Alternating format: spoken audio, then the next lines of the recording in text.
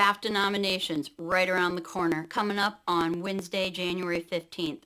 I know things have been a little hectic and chaotic lately. Nomination ceremonies, award ceremonies postponed because of the LA fires.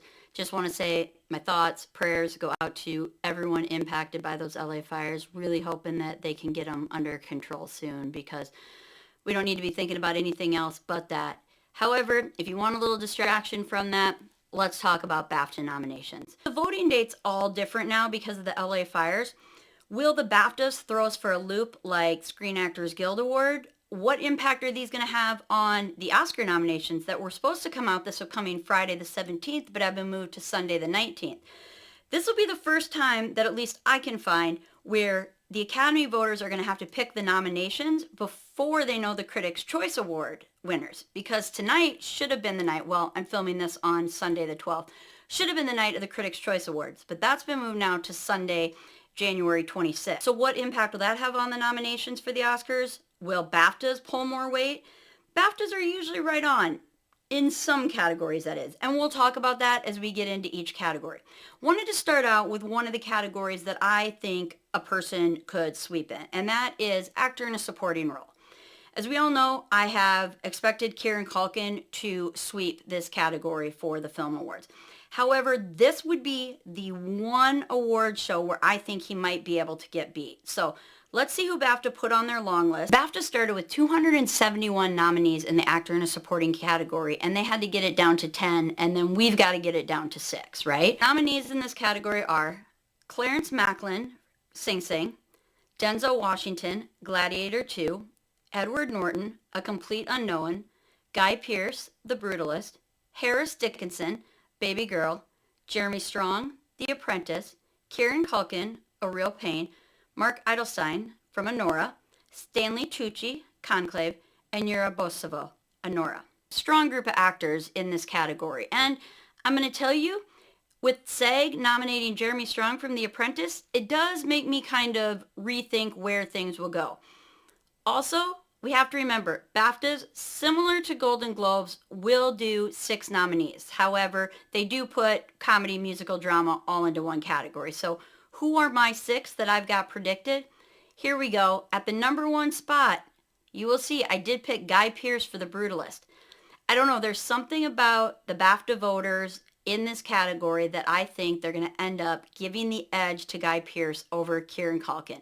Now, I could be wrong, and it won't break my heart because I did have Culkin sweeping, but I just think there's something about these BAFTA voters. Kieran Culkin coming in at number 2, and then I also have getting the nomination Yuri Bosovo for Anora, Edward Norton for A Complete Unknown. And at number 5 and 6, I've got Jeremy Strong from The Apprentice, because let's be real, people outside of the United States are loving The Apprentice. On the BAFTA long list, The Apprentice got 6 nominations. That's huge. So I think that we're definitely going to see Jeremy Strong getting the nomination in this category. And then some people might think I'm a little crazy. And, you know, I am. I admit it. But I've got coming in at number 6, Denzel Washington for Gladiator 2. I understand that Denzel has never been nominated for a BAFTA, and that's okay because there's got to be a first time for everything. I think they want to honor Gladiator 2, and I think this is their opportunity to do it. I think Denzel squeaks into that 6th spot. I definitely do not predict him winning. Obviously, I've got Guy Pearce or Culkin. And then on my bubble at number 7 and 8, I have Stanley Tucci for Conclave because, well, it's Stanley Tucci. And then, I don't know, I've got to put Clarence Macklin in at number 8 for Sing Sing. Keep crossing our fingers that maybe Sing Sing can do something a little more than Coleman Domingo. BAFTA did put Sing Sing on the long list 4 different times, so maybe, but I don't know. I don't see it. I've got him at number 8. So let's move on to the other category that I thought would sweep, and that is actor in a lead role. If you remember correctly, I had Adrien Brody from The Brutalist sweeping all of the award ceremonies. Is it going to stick to it? I don't know. Let's look at who BAFTA put on the long list. In this category, BAFTA started with 82 nominees that were considered in this category. They got it down to 10. We've got it down to 6. BAFTA long list for actor in a lead role has Adrien Brody, The Brutalist, Coleman Domingo, Sing Sing, Daniel Craig, Queer, Dev Patel, Monkey Man, Hugh Grant, Heretic, Jude Law, Firebrand, Kingsley Benadir for Bob Marley, One Love, Ray Fiennes, Conclave, Sebastian Stan for The Apprentice, and Timothée Chalamet for A Complete Unknown. Okay, gang. Did I do a switcheroo like I did on Culkin for the sweep? All right, let's see who I've got. Who are my 6 nominees? Nope, I couldn't do it. I had to leave Adrien Brody in here for The Brutalist. I just think BAFTA voters, no matter what they think about the 3.5-hour film of The Brutalist, they cannot deny Adrien Brody's role in this film. However, normally my number 2, when it comes to this category, I've got Timothée Chalamet kind of on that bubble. However, with BAFTA, I've got Ralph Fiennes being on that bubble from Conclave. He's the one person that I could see maybe overtaking Brody, but I just don't see it. I see him more at like a distant second. Then, of course, I had to move Chalamet from number 2 to number 3. Coming in at number 4, I've got Daniel Craig for Queer. 5 is Coleman Domingo for Sing Sing. Now, those 5 I just provided you are my Oscar picks for actor in a lead role. I'll be providing Oscar prediction videos, so make sure you like and subscribe and click the little bell so you get notified. But I just think after we've seen what SAG has done, Critics' Choice nominations, what we saw with Golden Globes, these 5 are pretty much locked in. Now, I know some of you are probably like, but Lisa, Sebastian Stan for A Different Man won the Golden Globe. Yes, he did, and that's why I've got him at the number 6 spot. He was longlisted for his role in The Apprentice because, well, they love The Apprentice obviously more than A Different Man. A Different Man didn't get any nominations on the BAFTA long list. Obviously, Sebastian Stan didn't have a chance in that role. I think, though, BAFTA will want to honor him. I think, again, though, the reason he wasn't on here for A Different Man is because he's fighting himself, right? It's Stan versus Stan in this, like, knockdown drag-out.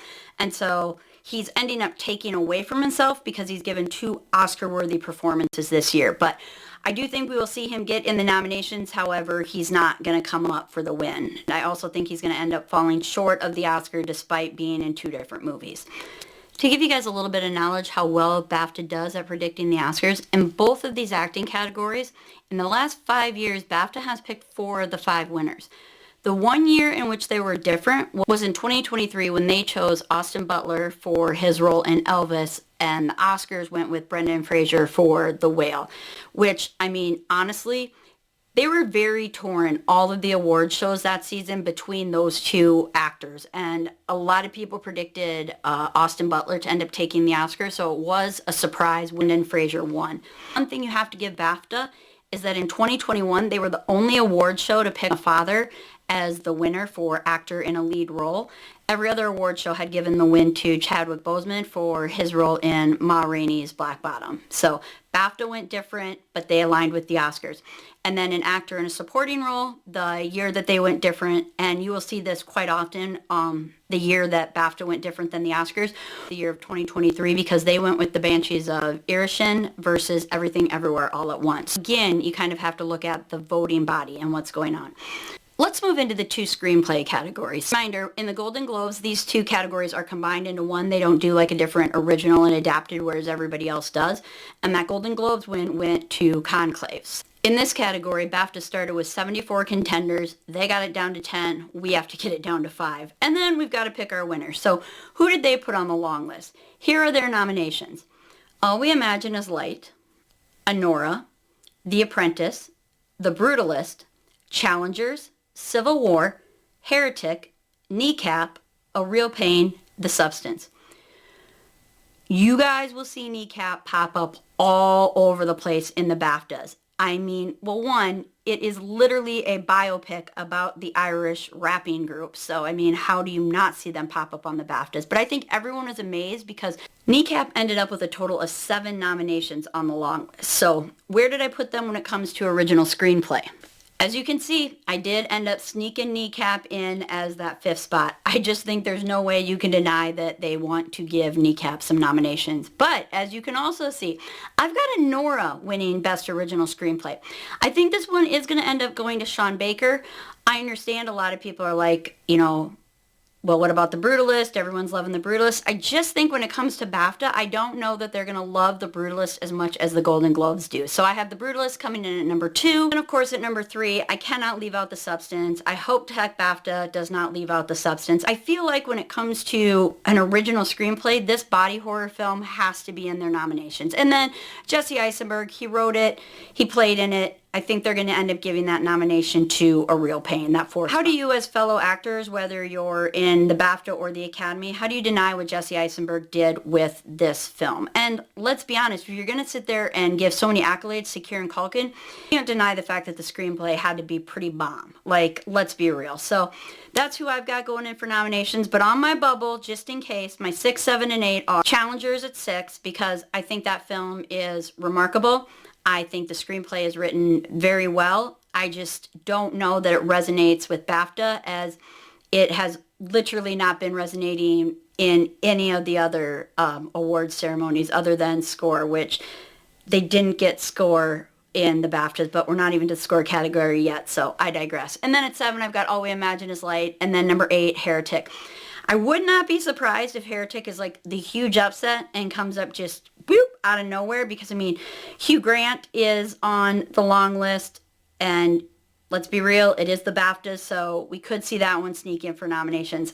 As we move into adapted screenplay, there were less eligible contenders in this category than there was in original. In adapted, they started out with 60 contenders, they got it down to 10, we have to get it down to 5. Their nominations on the long list were A Complete Unknown, Conclave, Dune Part 2, Amelia Perez, Lee, Nickel Boys, Night Bitch, The Outrun, Sing Sing, and Wicked. Here's who I've got at my top 8. Honestly, gang, as much as I love Wicked, I have never seen it getting the writing adapted screenplay. I called it in my Wicked review video. I just did not think that we would see nominations for something that started as a book, went to a musical, and then went to a film. So I do have Wicked at number 8. And then at number 7, I have The Outrun. I think BAFTA wants to honor The Outrun. I think that there was so much talk in the beginning of the award season for The Outrun, and then it's just gotten nothing. BAFTA did put Outrun on their long list 5 times. One of those nominations was for Best British Film. So I think they want to honor it. I don't think it's going to be in this category. I've got Dune Part 2 coming in at number 6. It's on my bubble.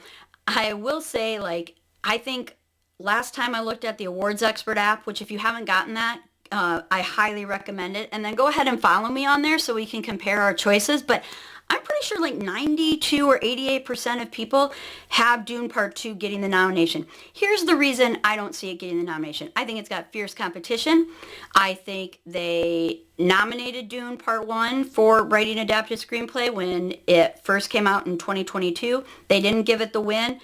I don't know why they would sneak it in this time, even though Dune Part 2 is better than Dune Part 1. When it comes down to this competition in adapted screenplay, I think there's much better options. 5, I have A Complete Unknown. I mean, there must be something about that movie, because the Directors Guild Association put James Mangold on their list of top 5 directors. I'm trying to keep them alive. At 4, I've got Sing Sing. At 3, I've got Nickel Boys. I don't think you can deny what those screenplays have done. It's unfortunate that more campaigning hasn't come out for the screenplays, but you know, I'm hoping they get the noms when it comes to this. It could come down to a dogfight between number 1 and number 2, right? Number 1, Conclave, who I have winning, did win the Golden Globe, but that's not why I put them as the winner, was because of the Golden Globe win.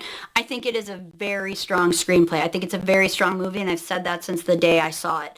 However, you cannot deny the love that people are having for Amelia Perez, both domestically and internationally. So it'll be a competition. It's going to come down to those 2, I believe. But however, I think I've got to give the win to Conclave. When it comes to how well BAFTA can predict the writing adapted screenplay and original screenplay categories, here are your stats. 5 years, writing adapted screenplay, BAFTA has chosen 4 out of 5 times. One year they were different when it came to adapted screenplay was in 2023. BAFTA went with All Quiet on the Western Front, duh. And then the Oscars went with Women Talking, which if you ask my one cousin about it, he was like, great, I spent 90 minutes watching women talk about the same decision about whether to leave or whether to stay.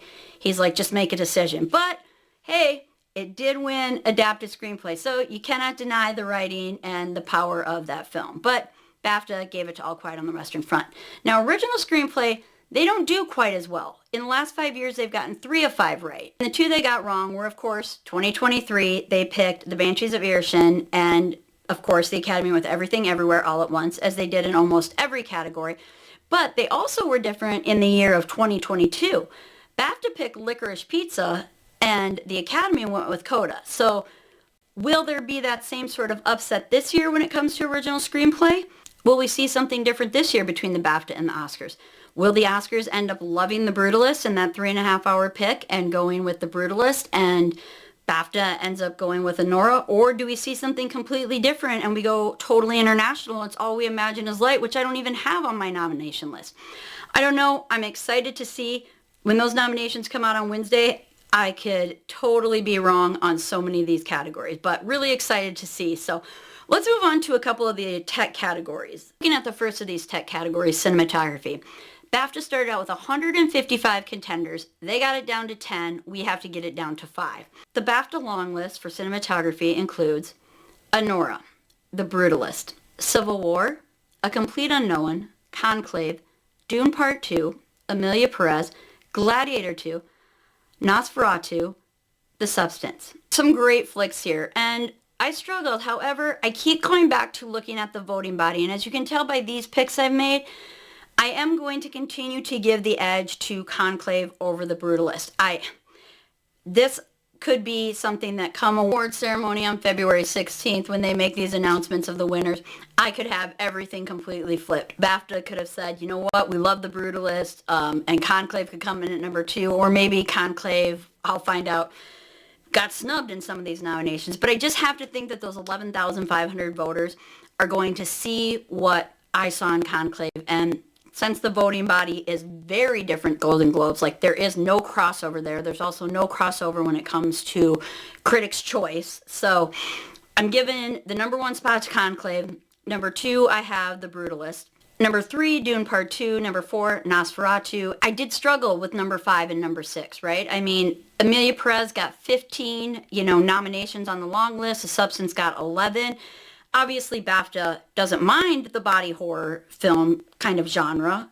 Well, do they or don't they? I mean, they put it on the long list, but how's it going to do on the short list?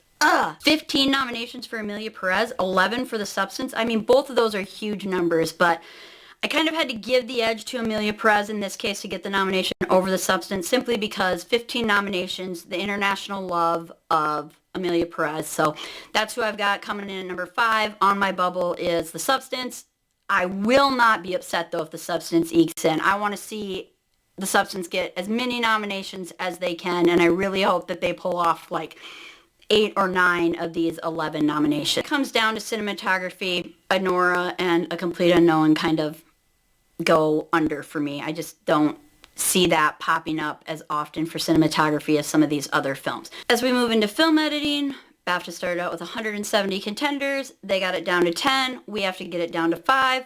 Here are my top 8. Yep, coming in at number 1, I've got Conclave, again, winning for film editing. I think BAFTA is going to recognize everything amazing that it's done in that film. Photography and the editing of like the umbrella scenes, all of the voting that goes on, the non-facial expressions that are caught and so well edited in between like who's being voted for, then the scene of that person's face.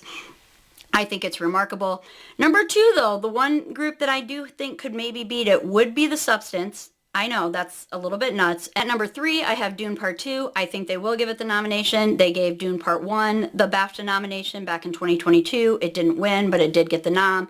Dune Part 2 is better than Dune Part 1, so that does squeak in. Well, not squeak in. I mean, it's number 3. So then at number 4, I have Emilia Perez. Again, 15 nominations. You can't deny BAFTA's love for it. And I do think this one's getting in. I think it might be a squeaker, but I think they're going to end up going with Kneecap. I mean, you don't put Kneecap on here 7 times on the long list and not have it getting nominations. And here's one where I do think it will come into play. I think the way it's edited as the biopic, and you're cutting between the songs and the interviews and then the actual, documentary part of it, because it is a biopic. I mean, this is about a real-life Irish rap group. So I think they're getting in at number 5. I do have Anora on the bubble solely because BAFTA did give it 9 nominations. Yes, Anora got completely shut out at the Golden Globes, but it's making a comeback, right? We're seeing it in more and more nominations lists. I just don't, to me, think that in the editing category, that is its strongest category. So I've got them coming in at number 6 with, obviously Kneecap being above it. Number 7, I have Challengers. To me, you cannot deny the editing that's been done with Challengers. I've said it time and time again. You are the tennis ball, you are the racket, you are in the crowd, you are following. I think the editing is fabulous in that movie. I just think that it was released too soon and it's not getting enough talk for its actual tech categories. Number 8, A Complete Unknown. Honestly, I just think that the only thing that has going for it when it comes to tech categories is the people's love for its cast. So that's where I land when it comes to film editing. Again, I know I'm conclave heavy, but I gotta believe in something, and to me, BAFTA and conclave is where it's at. When it comes to production design, BAFTA had 131 different contenders for this category, right? They got it down to 10, we got it down to 5. For the BAFTA long list on production design, they have Beetlejuice, Blitz, The Brutalist, A Complete Unknown, Conclave, Dune Part 2, Gladiator 2, Nosferatu, The Substance, and Wicked. This one was a complete no-brainer for me. I've been calling it since the day I saw Wicked. I said it in my video. Nathan Crowley, first Oscar win. I've got Wicked winning. I don't care that it's not doing well internationally. I don't care what everybody says about it only as good when it comes to domestic. That is bullshit. You cannot deny the production design. I mean, 9 million tulips planted, guys. Can we just end it at that? 9 million tulips? How do you not give the guy the win? But whatever, maybe they don't. All right, gang, we got 4 categories left. Let's move right into Best Actress in a Supporting Role. I know, again, hashtag Grande Oscar win, but is Ariana Grande the one I'm going to pick in this category? I mean, again, voting body. BAFTA started with 180 performances that were eligible in this category. They got it down to 10. I don't know how they did it, but they did. We've now got it down to 5 and then our winner. So the BAFTA long list nominees for Best Actress in a Supporting Role are Adriana Paz from Emilia Perez, Ariana Grande, Wicked, Emily Watson, Small Things Like These, Felicity Jones, The Brutalist, Isabella Rossellini, Conclave, Jamie Lee Curtis, The Last Showgirl, Margaret Qualley, The Substance, Michelle Austin, Hard Truce, Selena Gomez, Emilia Perez, Zoe Saldana, Emilia Perez. A lot of great performances here, guys, and I really had to look at things we already know, right? Like Golden Globe winners, Critics' Choice nominees, SAG nominees, and we all know the SAG blew my flippin' mind. What the bleep? And if you guys haven't watched my reaction video to that, I'll link it up here. I mean, truly, SAG blew my mind, and it just shows you who's right, who's wrong. SAG, Globes, probably SAG. So how does that translate over into the BAFTAs? I don't know. I don't know. Here are my nominations along with my winner. Yes, I do have Zoe Saldana beating out Ariana Grande when it comes to this. I just think BAFTA voters will end up holding Ariana Grande's age against her, the fact that this is her first real picture. I think we're going to end up with this bullshit sequel thing again, where it's actually really funny because I just heard a critic say, oh, well, of course they're not going to give it to Ariana Grande for Wicked Part 1. They're going to wait till the second one comes out, and then they're going to honor her for the whole work as a whole. That's not what these nominations are for. It's picture specific, gang. Can we keep remembering that? Picture specific, but whatever. I got Zoe Saldana taking this one. Ariana Grande coming in at number 2. For me, I have to put Felicity Jones from The Brutalist in here. I don't think you have The Brutalist without Felicity Jones. She was nominated for the Golden Globes. She did get snubbed when it came to Critics' Choice and SAG. I think, again, you've got to kind of look at the voting body of that. And even though she got nominated in SAG, I don't think that completely cuts her out from the Oscars, even though there is crossover there. But I've got her getting this BAFTA nomination. And then at number 4, I do think that BAFTA will recognize Margaret Qualley for The Substance. Even though Margaret Qualley missed SAG, BAFTA loves The Substance. If they didn't love The Substance and didn't want to honor it, they wouldn't have given it 11 long list nominations. I think Isabella Rossellini, given she's Isabella Rossellini, is getting in for Conclave, despite everything I've said about her lack of screen time, her lack of dialogue. I mean, I don't hold screen time and dialogue time against people, but there's very little dialogue, and even the lines that she delivered to me, powerful, but not powerful enough to earn you, especially an Oscar nomination. But with BAFTA, she'll get the nomination, and then I think we're going to see the shock, just like we did with SAG. I think BAFTA put Jamie Lee Curtis on here for a reason. I think SAG was like, dude, Last Showgirl, we've got this. Pamela Anderson didn't make the long list. Jamie Lee Curtis did, so I think they're going to give Jamie Lee Curtis that 6th spot because there are 6 in the acting category. So Jamie Lee Curtis is pulling in at number 6. At number 7, I have Selena Gomez for Amelia Perez. I know that a lot of people are like, but Selena and Zoe both get in. I think when it comes to BAFTA, they're only going to recognize one Amelia Perez, and it's got to be Zoe Saldana in this category. But maybe Selena sneaks in there over Jamie Lee Curtis. I don't see it happening. I've got her, though, at number 7. At number 8, I have Michelle Austin for Hard Truths. That's because, well, BAFTA likes Hard Truths. Now, Best Actress in a Leading Role. They started with 82. They got it down to 10. Those 10 nominees were Amy Adams for Night Bitch, Cynthia Erivo for Wicked, Demi Moore for The Substance, Carla Sofia Gascon for Amelia Perez, Kate Winslet for Lee, Marianne Jean-Baptiste for Hard Truths, Marissa Abella, Back to Black, Mikey Madison, Anora, Nicole Kidman, Baby Girl, and Saoirse Ronan for The Outrun. You can see that one big snub we talked about, Angelina Jolie. Yep, BAFTA disliking Pablo Larraín films. It did translate over into Angelina Jolie, or so I thought that that's maybe why Angelina Jolie didn't make the BAFTA long list. I kind of maybe have to put my foot in my mouth in that one because I did my research. I told you guys I would. Here it is, me getting back to you. Remember how we talked about Kristen Stewart did not get a BAFTA nomination, and I said I would research if she made the long list for her role as Princess Diana in the movie Spencer in the awards season of 2022. She did make the long list.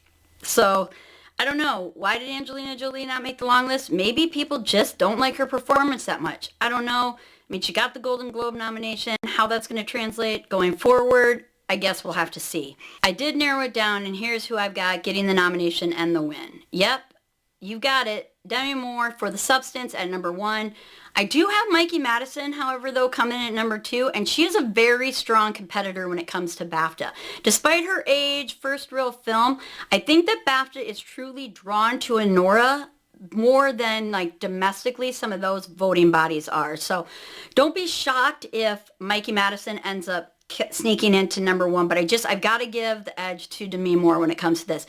Marianne Jean-Baptiste will definitely get a nomination when it comes to Hard Truths. I mean, BAFTA loves her. People love her. Her role in this movie is excellent. Supposedly, I haven't seen it, but I'm going to go ahead and put her in at number 3. Or I have Carla Sofia Gascon. Now, I do have her over Cynthia Erivo in Wicked, which normally I have those kind of flapped around. I have Cynthia Erivo being higher, but I've got to remember BAFTA, the way Wicked's performing internationally, the love of Amelia Perez internationally. I am putting Gascon above Erivo, and then rounding out the number 6 is my love. And then rounding out number 6 is the amazing, the fantastic Kate Winslet. No matter what she does, even in the film Lee, which I have seen, and it's remarkable. I should do a film review on it, but it's a great film. I've got Kate Winslet coming in at number 6. However, it would not be a surprise for me if number 7 or 8 snuck in there. I mean, they love Nicole Kidman. That's who I've got at number 7. And then Saoirse Ronan for The Outrun. They didn't put her on the long list for no reason. So maybe does she get in there? I don't know. This would be the only award show I could see Saoirse Ronan doing anything in either of her movie Blitz or The Outrun. So I don't have it, but wouldn't completely shock me. These next 2 categories for me are my go big or go home kind of moments. I've told you before, competition's my number 1 strength. I like to get things right, but I also like to think that, you know what? There are those times in which BAFTA and other awards show go completely out of the box. So what's BAFTA going to do this year?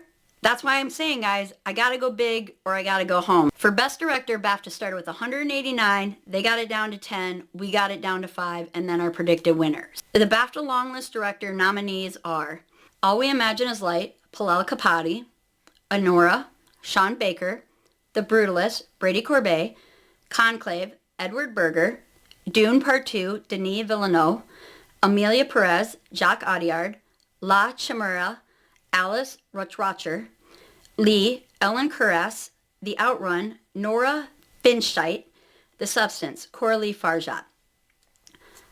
Wow, what a list. Oh, and I almost forgot to tell you guys, the way the BAFTA works is they equally part the genders, so there is an equal part number of men and women, and they can go up to 11 as long as they keep the gender parity like kind of in check. So for anyone that's got a mixed directing team or a director who is transgendered or identifies as non-binary, they do have that ability in there. So in this case, they've got it down to 10, 5 women, 5 men.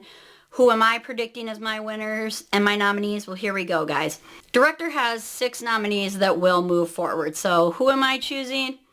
Yep, going big here, guys. I have Edward Berger for Conclave. I know. I'm either going to look like the smartest person in my realm or the dumbest person all over movie critic things everywhere. But I gotta try it. I gotta go for it because I just think there's something about The Brutalist that BAFTA is gonna stay away from. So Brady Corbet, yes, you got the Golden Globe win for director for The Brutalist. I just don't see it translating over to BAFTA. Then at number 3, I have Sean Baker for Honora. At number 4, I have Jacques Audiard. At number 4, I have Jacques Audiard. At number 4, I have Jacques Audiard for Amelia Perez. At number 5, I do have Coralie Farjat for The Substance getting the nomination in here. I think, one, they want to put a woman in there, and I think Coralie has an amazing screenplay, and I think she directed that movie fabulous. She deserves the nomination. At number 6, I have another woman director, Palel Kapadi, coming in for All We Imagine Is Light. She's gotten the Golden Globe nomination. I think they are going to put her in here. I know that other people are predicting Denis Villeneuve for Dune Part 2 as getting a nomination. I just don't see them honoring Denis in this role. They didn't give him a director nomination back in 2022 for Dune Part 1. I think if people are going to use that whole sequel excuse, maybe we'll see BAFTA nominate him after the 3rd one, but I don't even know if that will happen. I just don't see it happening for Dune Part 2. And at number 8, I have Ellen Kuras for Lee, just because, well, Lee's being talked about more and more. It is a more international film, even though the director is not an international director. That's kind of who I have at number 8. Left with the big one, guys. Best film. This is it, the last category. BAFTA started with 115 films. They got it down to 10, but they're only going to let 5 move forward, which is funny, right? I'm going to give you 6 directors, but I'm only going to give you 5 films. So which 5 films do I have moving forward versus the 6 directors? Well, first I've got to look at who did BAFTA put on their long list for film.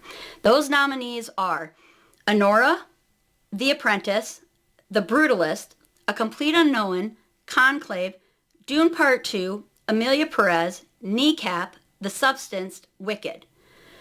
Before I even show you my list of nominees, you can see it's kind of hard not to have some crossover with what I picked for director. One, All We Imagine Is Light is not on here, okay? Wicked is on the long list, but John M. Chu is not on the director's list. We just talked about the DGA reactions in my one video, and John M. Chu didn't make that list, so not a big shock that he didn't make this list, but Best Film is on here for Wicked.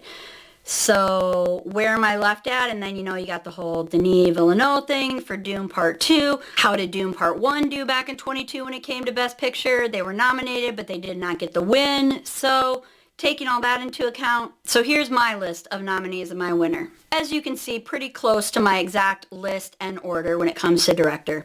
I've got winning Best Film, Conclave. I see it taking it. I hope I'm right, but I've got that winning Best Picture, but if it loses to anyone, the only one I could see it losing to would be The Brutalist. Coming in at number 3, I have Honora. 4 is Amelia Perez, solely because Amelia Perez was the number 1 long-listed film when it came to BAFTA with 15, followed up by the 11-time long-listed nominee, The Substance. I just think Amelia Perez would rise above The Substance because of the international love for Amelia Perez, but I see all 5 of those, which are my top 5 for director, as you can see here. I've got those moving forward when it comes to film. Because All We Imagine Is Light did not make the list, I have at my number 6, Dune Part 2. So, you know, kind of goes along with my number 7 choice, Denis Villeneuve. And then at number 7, I have Wicked. Leave in Wicked, even though I have Wicked for BAFTA at number 7, I still am kind of looking at, you know, hashtag Wicked Oscar win. I don't know. I've got that at number 7 though because of BAFTA, and it's just not doing as well internationally as domestically. At number 8, I do have Kneecap. I don't see it getting a nomination for Best Film. However, I do have it winning, you know, Best Debut by a British writer, director, or producer. So there it is, gang. I went through the BAFTA long list.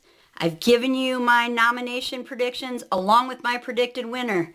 That long list had some crazy surprises and snubs, which I know we didn't get into detail with, but man, I'd love to know, who do you guys have on your list? Who do you guys have winning? How's it compare to mine?